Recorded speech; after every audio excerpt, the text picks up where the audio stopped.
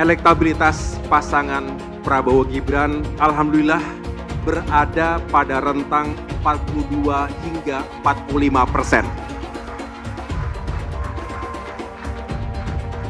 Artinya bukan hanya unggul, tapi juga kuat. Cukup signifikan dibandingkan dengan elektabilitas paslon lainnya. Angka ini, dan sekali lagi, ini berdasarkan hasil 3 lembaga survei. Hasilnya serupa, 42 hingga 45%. Tentu, angka ini semakin menguatkan semangat bahwa kita bisa menang satu putaran. Bapak Prabowo bisa menang satu putaran. Dengan memohon ridho Allah Subhanahu wa Ta'ala, Tuhan yang Maha Kuasa, saya memberikan dukungan penuh kepada Bapak Prabowo Subianto untuk menjadi calon presiden dan insya Allah menjadi Presiden Republik Indonesia ke-8. Kiraan saya dari kacamata intelijen, itu strateginya saya lihat mungkin strategi sasarannya satu putaran. Jadi kalau menurut perkiraan intelijen ini hari, dan kalau tidak ada perubahan yang signifikan, Prabowo Gibran akan menang. Ini semua yang nanti siap menampung masa atau pemilihnya Anies Baswedan 2 putaran. Dengan asumsi Anies Baswedan kalah, sehingga 2 putaran mereka akan masuk semua ke sini. Tidak mungkin kegama. Itu analisa saya. Untuk seorang nasionalis, tempat berdiri saya hanya satu. Bukan pasang kaki, enggak. Pasang kaki 2, 3, enggak.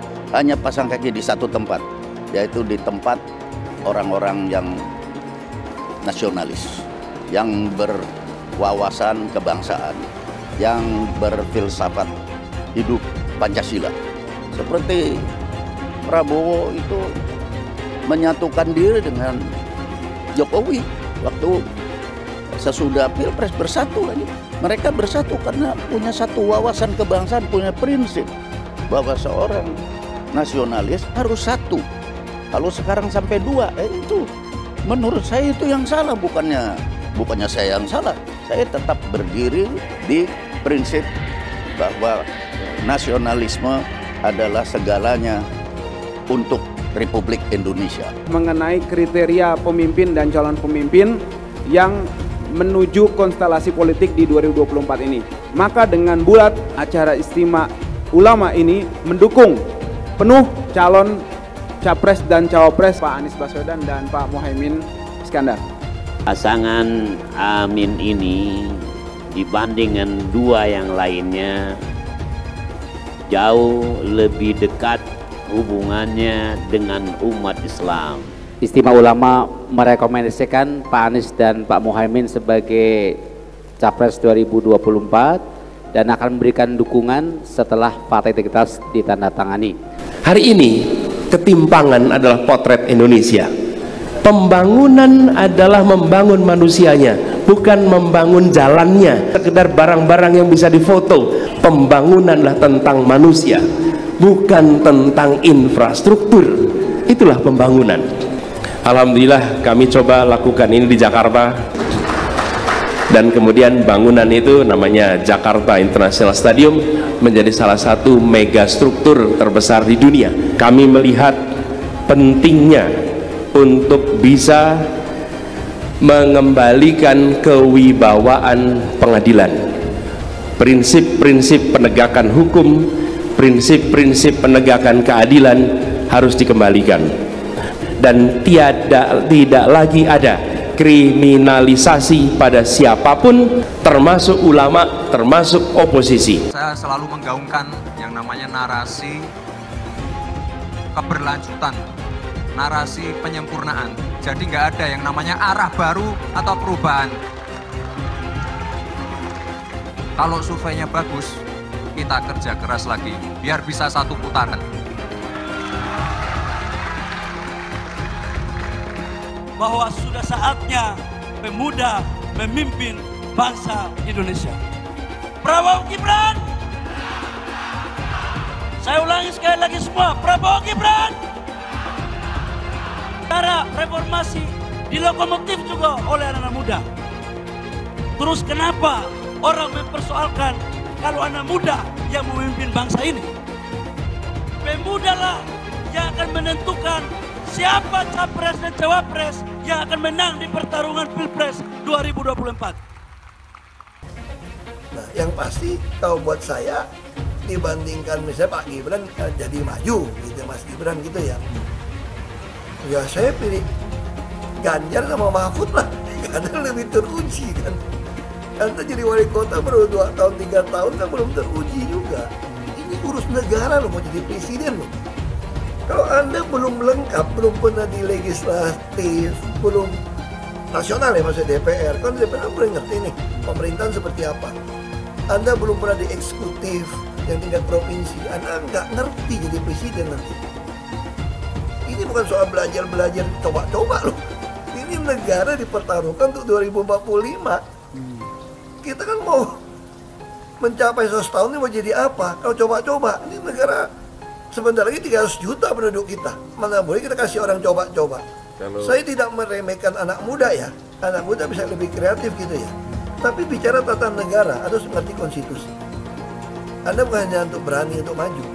Kalau cuma berani maju, banyak bisa kita pilih orang berani maju. Tapi yang lengkap dengan track record ini kan butuh waktu pembuktian. Pasti Pak Ganjar, Pak Mahfud yang lebih pengalaman. Saya tidak mau anak cucu saya harus nunggu sekian tahun lagi. Pengalaman Jakarta gitu kan, nunggu lagi mundur. Males sudah. Jadi kita nggak usah coba-coba deh. Udah jangan dengerin janji-janji manis orang. Buktikan aja selama ini bagaimana. Lebih setuju lagi apa yang disampaikan calon presiden Pak Ganjar Pranowo. Tadi saya bisik-bisik ke beliau, Pak, nanti habis dilantik, besoknya langsung masuk ke kedaulatan pangan. Nggak usah lama-lama. Perencanaannya disiapkan sekarang, begitu dilantik besok langsung masuk ke kerja kedaulatan pangan. Sehingga swasembada pangan, ketahanan pangan, kedaulatan pangan itu betul-betul kita miliki. Dan saya yakin Pak Ganjar mampu menyelesaikan ini. Ya kita jujur aja ngomong, kalau Anda mau jadi presiden dan wakil presiden, nah kalau tanya sama saya, kamu mau jadi politisi, mau jadi apa sih? Ya kalau nggak beres negara ini, ya saya mau jadi presiden. Karena cuma jadi presiden bisa cepat membereskan itu. Coba lihat, kayak di DKI, kok nggak ada Ahok, nggak ada demo. Kalau Ahok nggak nyalon kan nggak ada masalah kemarin. Coba kalau ada Ahok, jadi Ahok itu adalah orang yang tidak boleh di politik. Karena dia membuat bangsa ini tidak bisa bersatu. Itu terbalik-balik. Yang pengen pecahin orang siapa? Kok saya yang dituduh? Ini bagi saya itu aneh gitu loh. Tapi itu fakta. Nah makanya saya tetap ada di PDI Perjuangan. Karena satu-satu partai yang tetap mencalonkan saya di DKI dengan ancaman macam-macam hanya PDI Perjuangan. Kata Ibu Mega, mau jadi apa bangsa ini? Kalau kamu Pak Ahok yang bisa kerja, yang jujur, tidak boleh mencalonkan diri. Masa orang yang nggak jujur, yang itu mau yang bisa dicalon, katanya mau jadi apa, bisa kerja apa? Makanya saya pribadi ya putuskan ya ikut Ibu Megawati, PDI Perjuangan. Saya itu dia bisa berani terang-terangan. Kalau di DKI dulu saya sudah mundur, dianggap bikin kacau, bisa bikin demo. Ini sesuatu yang aneh menurut saya gitu loh. Ya, Ibu Mega nggak boleh mundur, harus maju. Mau jadi apa bangsa ini katanya, kalau kamu ditekan untuk mundur. Nah itu yang saya sampaikan. Bilang dihalang-halangi, Anies masih sering bikin acara di sana-sini. Bebas pula. Duh, nggak capek apa ngibulin rakyat mulu, Pak? Nah yang gue pertanyakan nih, Anies itu kampanye di mana-mana sering naik pesawat jet. Nah pesawat jet biaya sewanya dari mana, Pak? Atau itu pesawat jetnya siapa, Pak? Coba jujur deh. Karena setahu gue nih, itu punya bos Anda, Surya Paloh. Anies bicara soal pendidikan. Padahal waktu dia di Jakarta, dia sendiri nggak mampu buat memberikan bangku sekolah yang cukup waktu mimpin di Jakarta. Artinya, dia nggak mampu memberikan bukti kalau omongan dia itu bisa dilaksanakan. Anies bilang, setiap jabatan harus diisi sama orang-orang yang kompeten. Lah, faktanya di Jakarta, beberapa jabatan diisi sama orang-orang dekatnya dia. Nggak kompeten pula. Terus TGUPP, itu yang jumlahnya seabrek-abrek, fungsinya buat apa, Pak? Kok Jakarta makin berantakan sih? Sekali lagi, Anies nggak bisa membuktikan omongannya. Anies bilang dia akan membuka lapangan kerja. Yang dulu janjinya 200.000 lapangan kerja, ternyata cuma omong kosong, alias cuma janji palsu. Soal pembangunan yang berkelanjutan, dia bilang di Jakarta dia udah meneruskan yang udah baik. Lu jangan percaya ya, itu ngibul. Faktanya nggak seperti itu loh. Belum lagi nih, program penanggulangan banjir. Jadi di daerah Jakarta itu ada daerah yang sebelumnya udah bebas banjir. Pas Anies mimpin, kok bisa-bisanya daerah itu banjir lagi? Gimana nggak banjir kalau kalinya udah nggak pernah dikeruk sama dibersihin, Pak? Kalau soal Jakarta, gue bisa bicara banyak deh. Jadi gue saksi bobroknya kepemimpinan Anies di Jakarta. Dan gue bisa pastiin, omongan manisnya Anies soal apa yang dia lakukan waktu mimpin Jakarta itu banyak ngibulnya. Milih Anies dan Imin setidaknya sudah menyelamatkan Indonesia dari kehancuran. Gus Dur saja dikudetanya, apalagi rakyat. Yang satu memang jago kata-kata, jago beretorika, nggak kelawan kalau soal kata-kata. Di sisi lain, kita sama-sama melihat yang sudah ditulis pakai tangan dia sendiri, pakai hati dia sendiri, lagi dia ingkari, apalagi hanya mengandalkan kata-kata dan janji. Pun demikian dengan janji Cak Ponimin. Gus Muhaimin memberikan program, siapapun yang hamil yang ada di muka bumi Indonesia ini akan diberikan tunjangan selama hamil. Karena itu yang masih jomblo secepatnya nikah, hamil, dibiayai kehamilannya oleh Gus Muhaimin. Akan mendapatkan subsidi, akan mendapatkan tunjangan rata-rata 6 juta selama kehamilan. Gus Muhaimin dan PKB menang. Semua yang punya sepeda motor, BBM-nya kita subsidi gratis tanpa biaya. Siapa yang di sini punya sepeda motor? Tahun 2024 PKB menang, Gus Muhaimin presiden, disubsidi serendah-rendahnya harga subsidi BBM. Kalau PKB sekarang bukan PKB Gus Dur, ini PKB Caimin. Jadi beda, PKB-nya sudah beda. Jadi nggak bisa lagi menurut saya, memang masih tetap jualan nama Gus Dur, itu ada larangannya jelas sekali. Tapi ya namanya orang masih mencuri-curi, kebiasaan kayaknya mencuri-curi. Mencuri partai, sekarang mencuri gambar. Gus Dur pendiri partai, orang yang dikatakan oleh Caimin sebagai guru politiknya, malah dikudeta, apalagi rakyat. Susah kan mau milih pemimpin seperti itu nanti? Pak Prabowo hari ini adalah calon presiden dari Partai Gerindra. Saya sampaikan berkali-kali bahwa saya tidak ingin menjegal, saya tidak mau menjadi orang yang dibawa untuk berhadapan dengan Pak Prabowo dan menghentikan Pak Prabowo. Saya tidak mau. Dan saya katakan itu kepada siapapun yang datang kepada saya untuk berbicara tentang calon presiden. Yang nanti anak saya dan anak-anak saya akan ingat itu. Nah, saya tidak mau mengkhianati, menikam pada orang yang dulu sudah bekerja, membantu, dan berjuang bersama. Bapak Politik Identitas Indonesia Anies Baswedan, Bapak Intoleransi Indonesia Anies Baswedan, jangan lupakan, jangan terlena, jangan sampai dia pecahkan kita dengan dagangan ayat dan mayatnya. Air itu turun dari langit, turunnya ke atap rumah langsung sumur bor, bukan ke sungai dan ke laut. Saya mensyukuri kenapa kalah, kenapa ditahan. Saya bersyukur atas itu semua. Saya coba bayangkan ya, kalau seandainya waktu itu kita menang gitu ya, hari ini belum tentu kita bisa nikmati seperti ini. Kita bersyukur 5 tahun Tuhan izinkan kasih ke orang yang pintar ngomong untuk kerja. Coba kalau kita bayangkan gitu ya, kalau kemarin saya masih jadi gubernur, ini saya udah turun ini. Tapi yang pintar ngomong itu dikira orang hebat kan? Ini lebih berbahaya tahun 2024. Langsung ketahuan karakternya. Langsung ketahuan itu. Di saya juga ada kutipan Pak di kamar saya Pak. Tulisannya, Jakarta telah mengambil keputusan yang fatal. Jangan hanya konsentrasi pada pembangunan benda-benda mati yang indah difoto dan bisa ditunjukkan dalam 5 tahun hasilnya. Kalau kita mau menilai sebuah janji, maka lihat janjinya atau lihat kenyataannya. Dulu janjinya apa ya? Dan ini aneh, betul-betul aneh. Ini bukan kampanye, tapi saya sampaikan di sini. Di satu sisi menyiapkan jalur-jalur air untuk dikirim ke laut, di sisi lain di lautnya dipasang dengan pulau reklamasi. Tinggal tunggu waktu jadi rob, air balik. Dan ini melawan sunnatullah. Kenapa? Air itu turun dari langit ke bumi, bukan ke laut.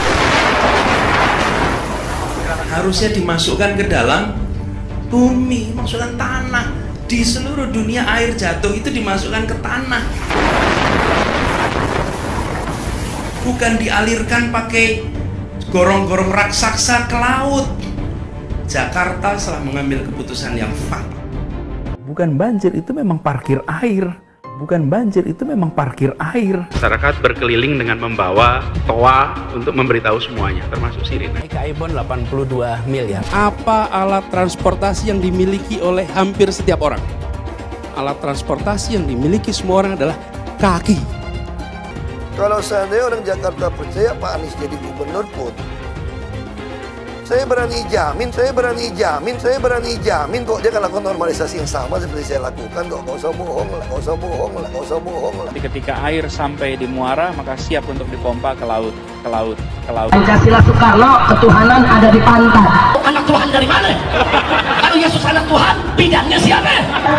Besok di seluruh wilayah Indonesia kami katakan damai. Iblis hanya menggoda orang yang beriman.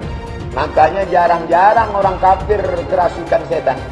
Yang kerasukan setan itu orang baik-baik. Jarang, saya belum pernah nengok Cina kerasukan setan. Pernah tak Ahok itu kerasukan setan? Enggak, setannya juga. Karena sesama setan dilarang saling menggoda. Karena di salib itu ada jin kafir. Karena di salib itu ada jin kafir. Karena di salib itu ada jin kafir. Haleluya. Kepalanya ke kiri apa ke kanan? Kepalanya ke kiri apa ke kanan? Tetap percaya salib itu lambang mulia, bukan jin. Kok ketawa? Aku nggak nyindir siapa-siapa loh. Saya nggak pernah mundur untuk kebenaran, keadilan, kejujuran, dan peri kemanusiaan. Gue nggak pernah mundur. Dan gue nggak pernah takut juga sama lu. Siapapun yang rasis, gue akan hadapin. Karena rasis itu tidak berperi kemanusiaan. Sama saya ditanya dulu kan, kamu nyesel nggak statement kamu di Pulau Seribu sehingga masih masuk penjara? Tidak pernah nyesel, karena saya mengatakan kebenaran. Anies merupakan antitesis daripada Pak Jokowi. Antitesis artinya bertolak belakang dengan Jokowi. Anies sudah menyatakan tidak akan melanjutkan semua program dari Pak Jokowi. Jadi semua pembangunan yang dilakukan oleh Pak Jokowi akan dihentikan oleh Anies jika Anies menjadi presiden. Lagi pula Anies didukung oleh khilafah, dan pendukung Anies adalah ormas seperti FPI dan HTI. Apa kita mau FPI dan HTI kembali di Indonesia jika Anies memimpin? Anies juga dikenal sebagai bapak politik identitas yang menghalalkan segala cara untuk menggapai kekuasaannya, termasuk menggunakan politik identitas berbasis agama. Lihatlah di kasus Ahok waktu itu. Kita sudah bisa melihat hasil kerja Anies selama 5 tahun di Jakarta. Tidak ada satupun janji yang dipenuhi dan tidak ada kinerja yang bisa dibanggakan. Dari DP 0%, OKOC, kelebihan bayar, Formula E, banjir, sumber resapan, jalan rusak, dan gonta-ganti nama jalan. Lihatlah rekam jejak Anies selama 5 tahun. Bayangkan Indonesia ke depan jika dipimpin oleh Anies. Dan bayangkan jika Anies menang. HTI dan FPI, ormas khilafah yang dibubarkan itu akan dikembalikan oleh Anies. Apakah kita mau Pancasila diganti jadi khilafah? Perkataan Ahok sudah terbukti dan Jakarta sudah menjadi korban. Jangan biarkan Indonesia menjadi korban kibulan Anies Baswedan. Umat minoritas, terutama kaum Tionghoa, tidak akan memilih Anies Baswedan. Menang pilpresnya, sukses pileknya. Itu mengapa kami mengangkat sebuah tagline sederhana tetapi tentu penuh makna dan kerja keras, menangkan Prabowo, menangkan Demokrat. Kami laporkan kepada Bapak Capres bahwa secara umum saya melihat berinteraksi secara langsung dengan para caleg ini ada semangat yang tinggi. Moral mereka, moral pasukan Demokrat cukup tinggi. Menang pilpresnya, sukses pileknya. Itu mengapa kami mengangkat sebuah tagline sederhana tetapi tentu penuh makna dan kerja keras, menangkan Prabowo, menangkan Demokrat. Kami laporkan kepada Bapak Capres bahwa secara umum saya melihat berinteraksi secara langsung dengan para caleg ini ada semangat yang tinggi. Moral mereka, moral pasukan Demokrat cukup tinggi. Saya bisa mengatakan tidak kalah jauh dibandingkan dengan moral pasukan Gerindra.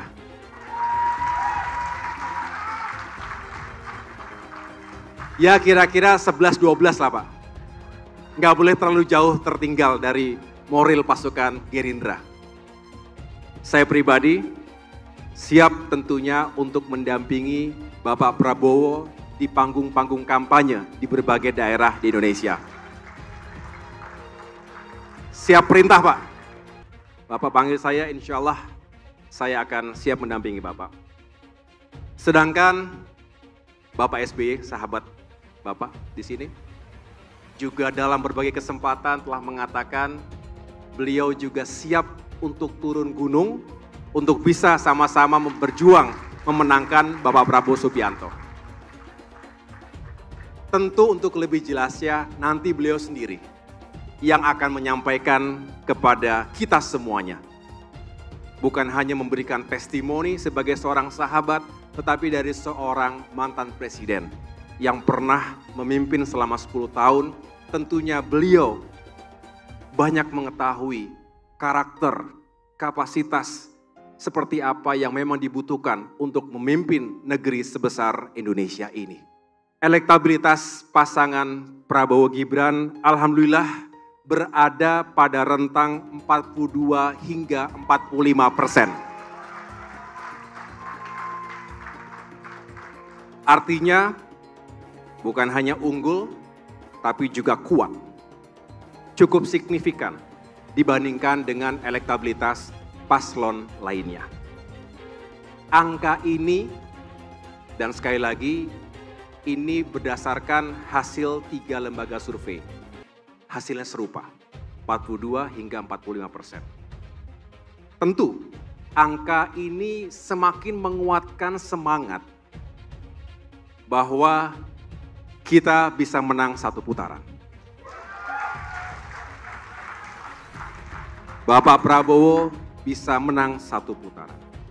Tentu syaratnya, kita semua harus kerja keras, juga kerja cerdas. Perjalanan Pak Prabowo di dunia politik ternyata sangat serupa dengan yang saya tempuh. Setelah tidak lagi aktif di dunia militer, kami sama-sama mendirikan dan memimpin partai politik. Ini adalah jalan yang sah, jalan demokrasi. Karena kami tahu tentara tidak boleh melakukan politik praktis. Pak Prabowo seperti saya juga memiliki cita-cita untuk menjadi pemimpin bangsa. Dengan memilih jalan yang sah dan benar, yaitu jalan demokrasi yang ini berlaku secara universal. saya juga mesti memberikan testimoni, pengamatan dan penilaian saya bahwa Pak Prabowo di dunia politik yang digeluti lebih dari 15 tahun, Pak Prabowo memiliki wawasan dan pengetahuan. Saya ulangi, wawasan dan pengetahuan yang kuat tentang visi, misi, dan solusi untuk Indonesia masa kini dan masa depan. Di dunia politik inilah Pak Prabowo saya ketahui terus memikirkan, terus berbuat, dan terus berkontribusi untuk negara dalam lingkup nasional. Dalam kapasitas beliau sebagai pemimpin partai dan kemudian sebagai menteri. Beliau sangat mengerti perkembangan dan dinamika internasional dan kawasan, termasuk apa peluang dan tantangan yang dihadapi oleh bangsa Indonesia. Dan yang paling penting dalam penilaian saya, Pak Prabowo Subianto sangat mengerti agenda-agenda utama bagi Indonesia, antara lain dalam bidang pertahanan dan keamanan, dalam bidang ekonomi, dalam bidang kesejahteraan rakyat, dalam bidang hukum dan keadilan, dalam bidang demokrasi, kebebasan dan kesetaraan, dalam hubungan internasional termasuk geopolitik. Saya menilai dan meyakini Pak Prabowo memiliki kecakapan, memiliki kemampuan, dan memiliki kesiapan untuk menjadi Presiden Republik Indonesia ke depan. Wawasan dan pengetahuan itulah menurut pandangan saya yang pernah memimpin negeri ini yang diperlukan, yang harus dimiliki oleh seorang presiden. Presiden Indonesia. Dengan apa yang saya testimonikan dan ketahui tentang sosok Prabowo Subianto, sahabat saya, capres yang diusung oleh Partai Demokrat, maka pada kesempatan yang amat penting ini, dengan memohon ridho Allah Subhanahu wa Ta'ala, Tuhan yang Maha Kuasa, saya memberikan dukungan penuh kepada Bapak Prabowo Subianto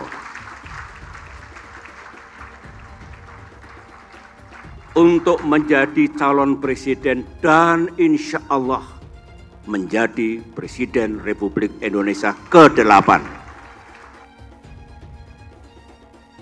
Saya juga meyakini dengan elektabilitas yang tinggi dan dukungan rakyat yang kuat yang Pak Prabowo miliki akan menghantarkan Bapak menjadi pemimpin bangsa ke depan.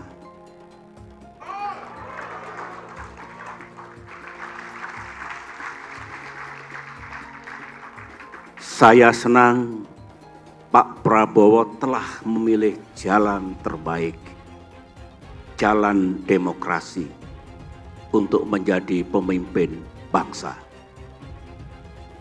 Selamat berjuang dalam kompetisi pemilihan presiden 2024 ini.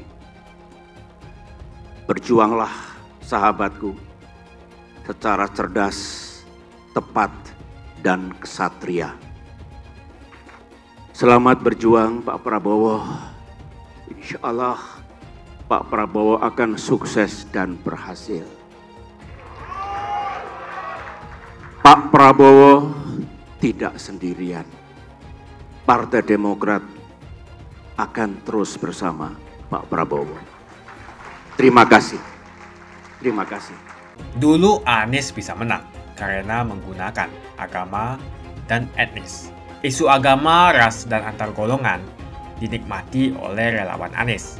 Saat itu Anies didukung oleh FPI, HTI, dan pengasong khilafah lainnya.